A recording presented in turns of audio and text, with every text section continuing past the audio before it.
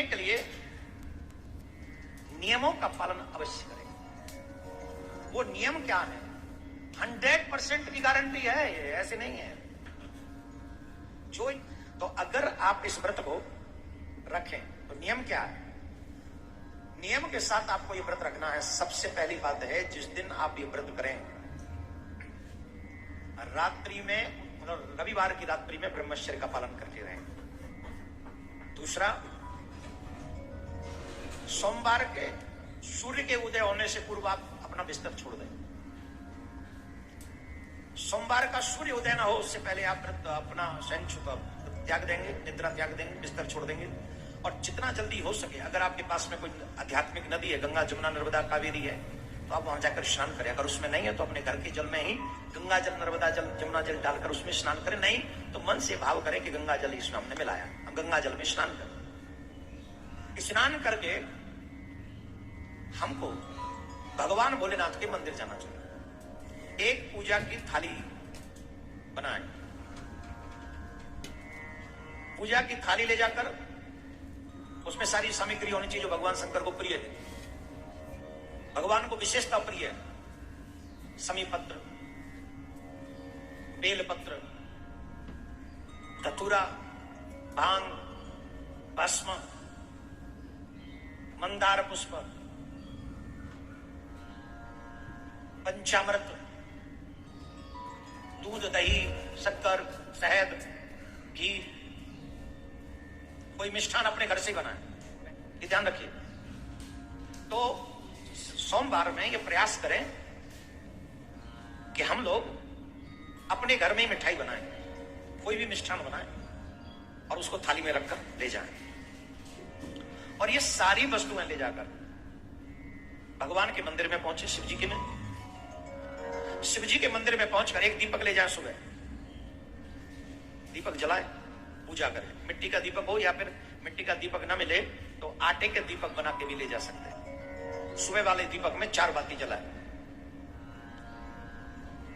उसके बाद उस भोग के बाबा भोलेनाथ को भोग लगा दें, पूजा करें, अभिषेक करें, बेलपत्र चढ़ाएं, धतूरा चढ़ाएं, भांग चढ़ाएं, मंदार चढ़ाएं, सब चढ़ाएं। जो आपको मैंने बताई लिस्ट वो सब ले जाएं, वो सब बाबा को एक एक करके चढ़ाएं।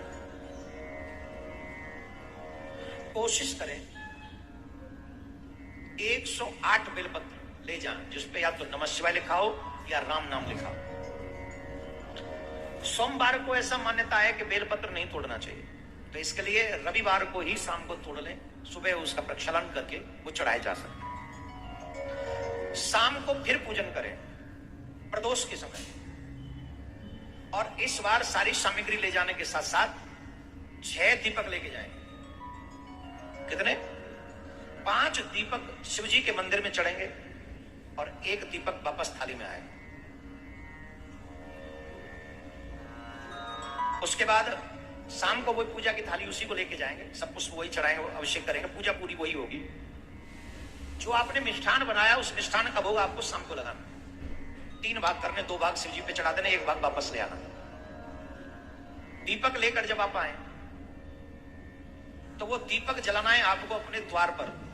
जब आप घर में प्रवेश करें तो सीधे हाथ पर राइट हैंड साइड वो आप दीपक जलाएंगे। मिट्टी का दीपक होना चाहिए, फिर आटे का, अगर मिट्टी का नहीं हो तो आटे का भी चलेगा, बना ले जाएं। और सभी दीपक की 4-4 बातियां होनी चाहिए। ये व्रत रहेगा।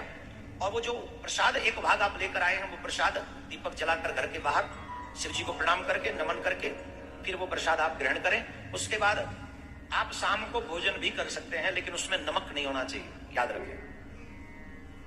3 पहर का व्रत होता है, नमक का प्रयोग उसमें नहीं होगा। 5 व्रत आप ऐसे करेंगे। 5वें व्रत में आपको उद्यापन करना है। यही क्रम एवरीडे हर सोमवार को होगा, लेकिन उद्यापन के समय एक बात होगी कि आप एक पानी भरा नारियल लेंगे, उस पर कलावा बांधेंगे। कलावा बांधते समय अपनी सारी इच्छा रखेंगे कि मुझे बाबा कृपा करके ये दे दो, बाबा कृपा करके मुझे ये दे दो, बाबा मुझे कृपा, जो भी आपका मनोरथ रहा हो, आप वो मनोरथ उस कलावा को बांधते समय याद करेंगे। वही व्यवस्था रहेगी, वही पुष्प चढ़ाना है, वही बेलपत्र चढ़ाना है, वही 5 दीपक शाम को चढ़ाने लगाने वहां पर, एक दीपक घर लेके आना है, लेकिन जो नारियल है वो शिव जी के ऊपर नहीं, शिव जी की बगल में वहीं नीचे चढ़ा देंगे, वहां चढ़ा कर आ जाएंगे और फिर वो दीपक घर के बाहर जलाएंगे और फिर जाके अंदर प्रसाद लेंगे और फिर जो है इसमें ब्रह्मचर्य का बहुत महत्वपूर्ण भूमिका है। रविवार रात्रि से ही मंगलवार की मॉर्निंग तक हमारे मन में काम क्रोध जितना नाक के बराबर रहे, काम तो बिल्कुल भी न रहे, ज्यादा से ज्यादा शिव देवियां हैं वो नमः शिवाय बोले, जो पुरुष है वो ओम नमः शिवाय बोले। समझ गए? इस मंत्र का जाप ज्यादा से ज्यादा